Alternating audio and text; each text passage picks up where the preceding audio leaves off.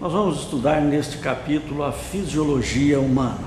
Fisiologia é o estudo das funções. Dentro desse assunto estaremos estudando os principais sistemas, que são o sistema digestório, sistema respiratório, circulatório e sistema digestório. Começaremos a nossa aula pelo sistema digestório. Veremos primeiro a anatomia do sistema digestório, que é composto das seguintes porções. Iniciando pela boca, levando em consideração que o nosso sistema digestório é um tubo oco, passando pela faringe, que também é comum ao sistema respiratório, esôfago, estômago, intestino delgado, intestino grosso, reto e ânus. Iniciando pela boca, nós teremos a localização de 3 grupos de glândulas, chamadas de glândulas salivares, que são as parótidas, as submandibulares e as sublinguais. As glândulas salivares produzem a saliva. A saliva é uma solução que contém água para umidificar o alimento, muco para lubrificar e a enzima pitialina, que também é chamada de amilase salivar, que serve para digerir o amido. Lembrar que o amido é uma macromolécula de glicose, reserva dos vegetais, que tem aproximadamente 1.400 moléculas de glicose. O estômago é o órgão que está responsabilizado pela digestão, principalmente das proteínas. Quando o alimento pós-mastigação chega ao estômago, ele estimula as paredes do estômago a secretarem um hormônio chamado de gastrina. Esse hormônio gastrina faz com que as paredes do estômago secretem também o suco gástrico. O suco gástrico contém ácido clorídrico, que tem, entre outras funções, a de ativar o pepsinogênio, que seria a enzima pepsina inativa, que tem a função também de desmineralização e também uma função de antimicrobiano. A pepsina é outro componente do suco gástrico que tem a função de digerir proteínas. Se você está comendo carne com batata, por exemplo, na mastigação você tem o ato mecânico da digestão, mas na boca a saliva já começa a digerir o amido da batata. Porém, quando você engole, no estômago cessa a digestão da batata, que seria o equivalente ao amido, e passa a haver a digestão das proteínas da carne. No suco gástrico nós encontramos também uma enzima chamada renina lactase, que tem a função de digerir as proteínas do leite. A parede do estômago é protegida pela mucina. A mucina serve para proteger a parede do estômago contra o ataque do próprio suco gástrico.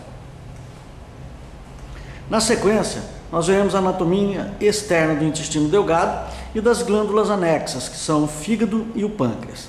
O sistema digestório, ele é dividido em porções. O intestino delgado, por exemplo, tem as porções duodeno, jejuno e íleo.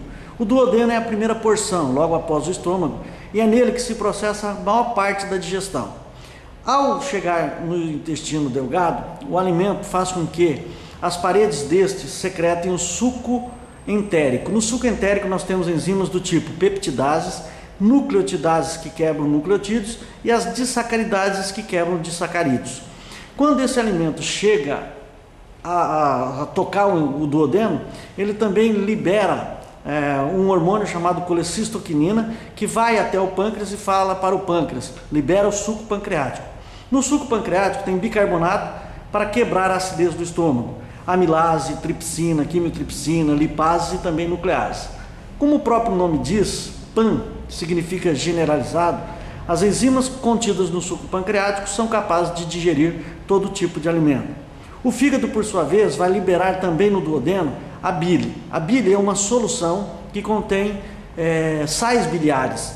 Então ela não tem função enzimática, a bile não é uma enzima. E a bile emulsifica gorduras. O que ela faz? Quebra a gordura em unidades menores para facilitar a ação das lipases.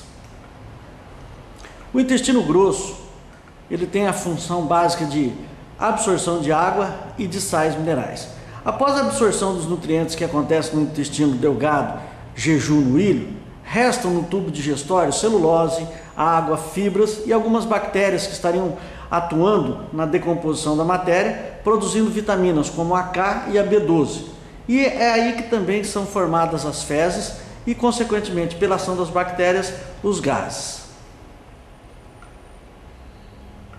A digestão química dos alimentos, fazendo um resumo, teria como principais enzimas as glândulas salivares produzindo a pitialina, que atuam na boca digerindo o amido. As glândulas gástricas, que tem, entre outras, o ácido clorídrico, a pepsina e a renina, que agem no estômago e que digerem proteínas. O fígado, que não produz enzima e que produz a bile, que atua no intestino delgado, emulsificando gorduras. No pâncreas, a amilase pancreática, a tripsina, a quimiotripsina, lipases, nucleases, todas atuando no intestino delgado e quebrando diversas substâncias, por exemplo, o amido, peptonas, lipídios e os ácidos nucleicos.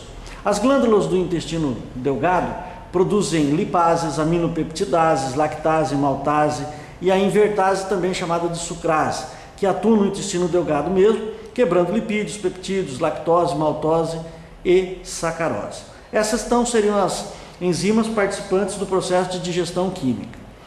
No sistema digestório nós temos alguns hormônios que atuam fazendo com que estes órgãos funcionem ativamente na digestão. Por exemplo, ao chegar ao estômago, o alimento faz com que as paredes do estômago liberem o hormônio gastrina, que vai atuar no próprio estômago, estimulando a secreção do suco gástrico. Quando este alimento chega ao intestino delgado, este libera o hormônio chamado secretina, que vai atuar no pâncreas, estimulando principalmente a liberação do bicarbonato. A colecistoquinina também é produzida pelas paredes do intestino delgado e vão atuar simultaneamente no pâncreas e na vesícula biliar, estimulando a liberação da bile e também do suco pancreático.